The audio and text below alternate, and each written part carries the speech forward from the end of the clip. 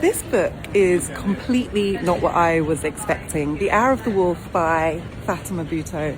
I guess I think of Fatima in a very global political sense. She's a powerful columnist. She's been so active on Gaza and Palestine. She's descended from a very famous political family in Pakistan. Her grandfather, who was president and prime minister, was executed in the 1970s. Her father, who was also a prominent politician, was assassinated almost in front of her as a girl. And it's partly the trauma of those experiences that left her vulnerable as an adult to this relationship she entered into with a man that really can only be described as coercive and controlling. And this book is so personal and intimate. She tells the story of how this relationship broke her and how she found healing and hope through her connection to her dog.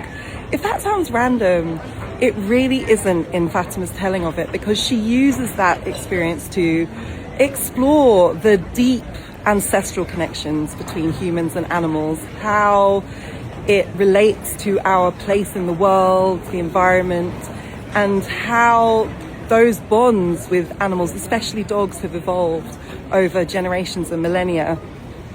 This lands with me so much right now. Anyone who knows me knows I'm always going on about how I feel like, I don't really know how else to describe it other than that I have this deficit of animal energy in my life. I've grown up without pets, partly because I have an African mother.